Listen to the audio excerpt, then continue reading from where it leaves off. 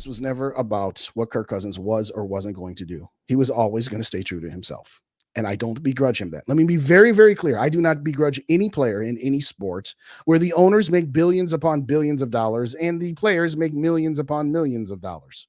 So let me be clear. I am in no way insinuating that Kirk Cousins should give the Vikings a discount. And if you're not planning on doing that, fine. I don't begrudge you that. But don't come out and say it and then act the way that you've been acting. How's he been acting? Well, there's nothing wrong with putting out videos that you're making progress. Interesting timing. I said this a couple of weeks ago when the comment from Charlie Walters came out about how much it was going to cost the Vikings to keep Kirk. And then he came out and said, hey, yeah, I'm doing great. I'm ahead of progress and all that. Funny. Right before the scouting combine. Hey, I'm chucking balls all over the place. I'm setting my feet. I'm planting. I'm good. I'm ready to go. I'll be ready by the time OTA start. I'll be ready by the time preseason starts. And I'll definitely be ready by the time the regular season starts. Make no mistake about it. Kirk Cousins is a shrewd businessman, as well he should be. Again, I don't want to make it sound like, how dare he? He's greedy. No, he's not being greedy. He's being like any other human being would be. Get as much as you can. Know your value. And so he's trying to pump up his value. Don't blame him for that one bit. Anybody who says that Kirk should take a discount, no, he shouldn't. If he wants to, if he's serious about what he's saying, that he's going to take a discount so that he can stay in Minnesota and help build a Super Bowl contending team and not just a playoff contending team, fine. But pick a lane. Go one way or the other. If you're going to give the team a discount, it would have already been done. So no, he's not. Let's go back in time 12 months after the Vikings were coming off a 13-4 season. Kirk Cousins had 1 year left on his deal. He and the Vikings were in negotiations for an extension.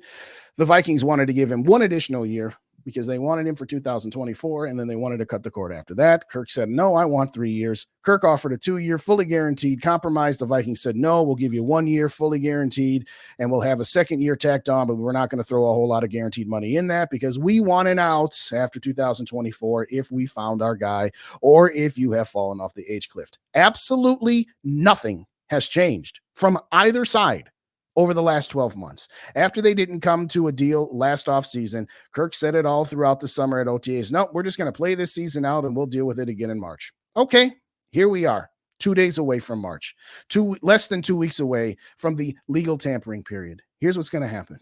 Kirk's either going to give in to what the Vikings have said that they will give him, which is 1 year, full of guarantees, and maybe an option for a second year that doesn't have very many, if any, guarantees at all, or he's not. And he's going to go to a different team, maybe the Atlanta Falcons. We've all heard that about his wife being from there, and that would be a great fit because the coach today said something to the effect of, if we had better quarterback play, we would have made the playoffs. You know what? We know a guy that can help you with that because he's a top 10 quarterback. Not much more than that, but not much less than that either. And if you are looking for a quarterback that is going to take you from the borderline bad situation to a playoff team, he's your guy. If you're looking for him to win a Super Bowl at market value, he's not your guy. So as far as the Vikings go, please, please, please stand firm in what you've been saying, which is we want him back for 1 more year at the right price.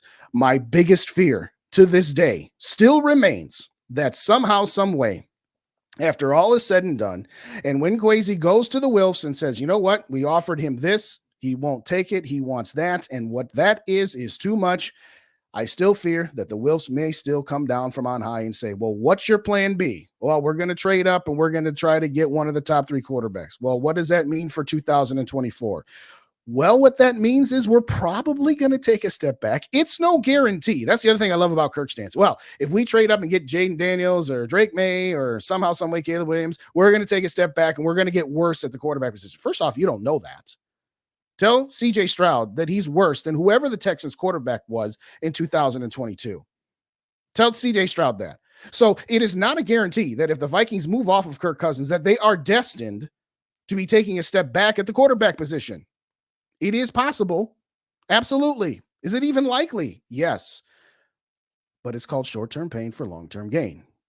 I've always long since said I don't think Kirk Cousins will be back because I don't think he's going to take a low enough deal. I hope that Kwesi sticks to his guns to say, hey, we want you back at this price, but anything above that, we're not going to do it. And I hope that Ziggy and Mark Wilf don't come down from on high and have their short-sighted, well, if we don't bring Kirk back, then we're going to have a bad year in 2024. First off, that's not guaranteed. Second of all, Don't be so narrow minded to only look at 1 year at a time.